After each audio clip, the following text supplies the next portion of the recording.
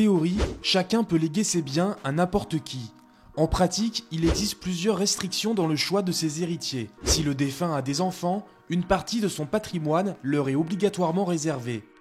Cette réserve héréditaire correspond à la moitié de l'actif successoral avec un enfant, aux 2/3 avec 2 enfants et aux 3/4 avec 3 enfants et plus. Les petits-enfants ou autres descendants qui viennent en lieu et place d'un enfant se partagent sa quote-part de réserve.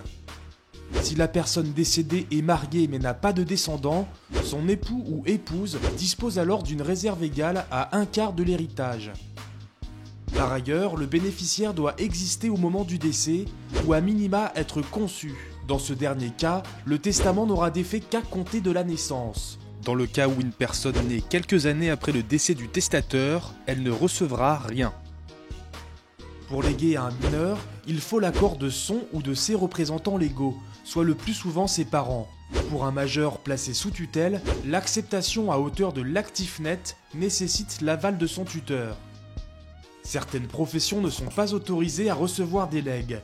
C'est le cas des professionnels de santé, médecins, pharmaciens, infirmiers, kinésithérapeutes, qui ont assisté le défunt dans le traitement de la maladie qui a provoqué son décès. Idem pour les ministres du culte, prêtres, aumôniers, rabbins, pasteurs, imams, qui l'ont accompagné dans ces derniers instants. La même interdiction s'applique aux propriétaires, administrateurs et employés des établissements hébergeant des personnes âgées ou handicapées comme les EHPAD, ainsi que les aides à domicile. Ces restrictions visent à protéger un état de faiblesse présumé en raison de la maladie et du handicap. Outre les personnes physiques, il est possible de léguer à des personnes morales. Les associations et fondations reconnues d'utilité publique, les associations d'intérêt général, les associations religieuses et les associations ayant pour but exclusif l'assistance, la bienfaisance, la recherche scientifique ou médicale sont habilitées à recevoir des legs. Les biens et droits transmis seront exonérés sous certaines conditions de droits de succession.